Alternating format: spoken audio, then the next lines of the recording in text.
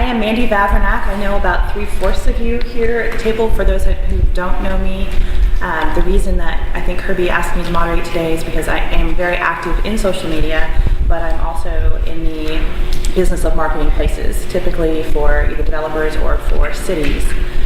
So economic development marketing, place marketing is one of the things we do, and so he thought this might be a good opportunity for my worlds to collide, and to spend the morning with you guys. So that's me, and that's what I will be doing today. We're going to be asking some questions and hearing what you guys think, and hopefully we'll have an interesting time. I'm Bob Parker with GBR Properties. We own 9 shopping centers, 4 office buildings between Tulsa and Oklahoma City, and do some development for advanced auto parts, and I'm over the retail portion. My name is Michael Sager. I'm a broker, and I also am a downtown property owner. We operate about 1 million square feet in downtown Tulsa, primarily in the Blue Dome District. Mike Parrish, Parrish Company Realtors. I founded Parrish Company before Bob Parker was born, I think. We have our own portfolio in addition to doing brokerage and leasing.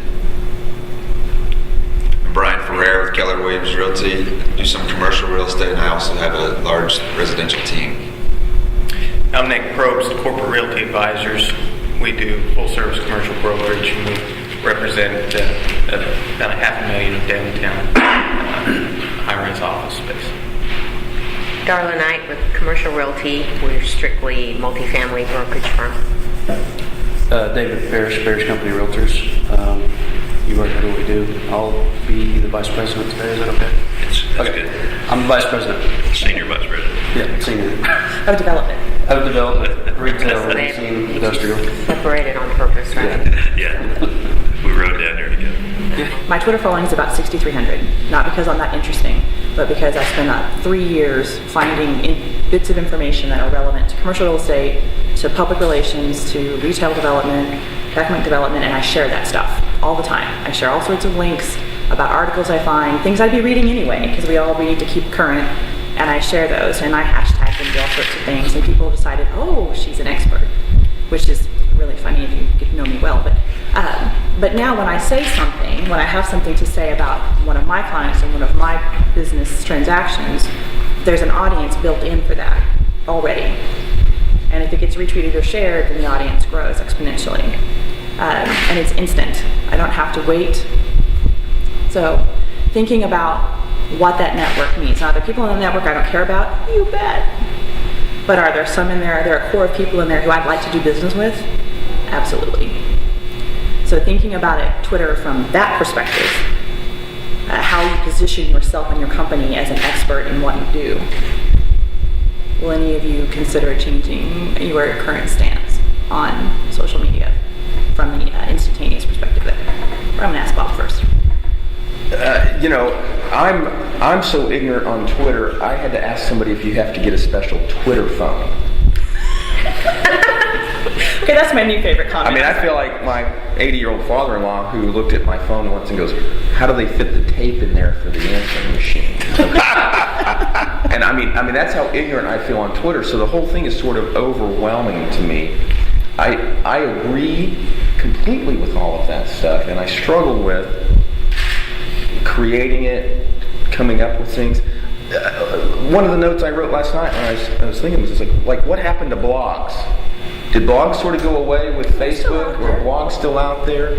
And so to me, Twitter is just sort of a short version of a blog in a sense, isn't it? I think that's accurate. And so you send it out there, you got 6,300 people that go, Bob's got a vacancy. I'm trying to think of how I would use it for me personally, either me personally or GBR as a company intertwined.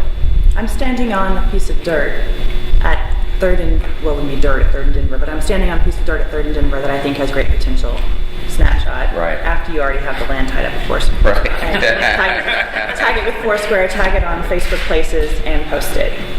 And it's like you say, this is what we all struggle with, is time, return on investment of that time and that effort. There is no way I'm going to spend 3 years building a Twitter. That's not all I did for 3 years, I promise. I know, but I couldn't even, it's funny. I mean, I spend so much money still on mailings, and some of the really things I don't even want. I wonder if it's. So you already have a high investment in avoiding social media. Right, that's right. But I love all the idea of it, and if I could magically have this audience of, and I said, oh man, this would make a great dry cleaning spot. And I wish if I could magically have that audience of everybody had would it be interested in opening a dry cleaning spot? I could Twitter them that.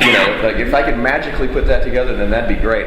I don't even understand how to make that work, because I still think there's a lot of people like me who are like, I don't understand. You got to get that. The audience is composed of people who are comfortable with Twitter, which is, I don't know what the percentage of that is. How many people have Twitter in this room right now? 3 of what, 9 or 10? Okay, so that's pretty active business people, and so you got it. Is Twitter? Okay, I'm rambling now, but how many will have it in 5 years or something like that? You have your son. I have a 13-year-old daughter. Okay, we've gone through. She's got so many forms of communication. It is mind-boggling. She's got a home phone. She's got a cell phone. She can text. She's got Facebook. She's got email. She's got Skype. She can still write a letter if she wants. She could actually visit someone if she wants. I mean, I'm like, I don't know if you got something to say. What do you even pick? Well, I'm Skyping someone, but then I'm Facebooking over here, and then I'm texting with here. She got 3 things going on at once. She's probably on Tumblr too. She just hasn't told you. 4 different conversations going on at the same time. It is crazy to me. And so I feel the same thing with social media in general. What do I commit myself to, time-wise, effort-wise, brain power, the whole thing, and say, I'm going to make this work. Twitter's going to be around in 2, 3, 4, 5 years, and I've built this thing. But then there's the next thing. And maybe that's the way it is. Maybe you got to do it and be ready to jump to the next one. It's like, I know guys that put a lot of effort into these blogs, and they're out there going, hey, I'm driving around. You got guys with the video on them, and I'm driving, looking at stuff. I don't care. I don't care. But so I never could figure out what to put on a blog that was worthwhile and have people find it and care. So that's yes. The answer is yes. If I could figure out a way to make money on it, the ROI, return on investment, if I could figure out a way to make it worthwhile, I would do it in a minute. Do your direct mail postcards and things directly? Believe it or not, I get calls from people who say, I got this in the mail, I'm looking at the flyer you sent me. And that they is... work the best. That is a person interaction. Maybe they keep it on their desk longer or something, but you always, if you send out your postcards, you always get a call. See, and that I think is the basis of what social is all about. Your postcards are effective not because you sent out a postcard, because you sent a postcard out with the right message to the right person. I mean, if you sent that postcard to a random person, it wouldn't matter. So it's not the medium, it was the fact that you have a targeted list and the right message. And I think social is the same situation. Yeah, and if I had their email, I'd email them. If I knew they were on Facebook and I could, you gotta go where your audience is. If I had different ways to reach them that were less time consuming, I'd much rather hit a button and send and type something out and send it rather than my assistant and the flyers and the thing and the mail. I mean, and a lot cheaper. Each one of those flyers probably cost me about $5 to send by the time we've printed and sent everything. How do you gauge that return? Normally I gauge it by how much time I know I put in, roughly, and what kind of business I can directly tie to the fact that I have a social presence on one of these sites. I think I wouldn't have survived the recession without it. I mean, it was the saving grace. It was let me expand outside of the market that I was in, where there wasn't enough business, to feed my family, and was able to grow outside of the borders of my little fishbowl. And so it for me, it was a way to connect people that I would not run into in my day-to-day life, and for them to find me. And now, social traffic to my website, emails, things like that, are higher than. That's the referrals I get are more directly from Facebook and Twitter and LinkedIn via Google than they are direct to my website. But it does take some time. But I can tie direct business to it. But it does it's the same process you use with postcards. If you qualify every amount of money, all the dollars that you put into that, not just the cost of the postcard, but you have an assistant already.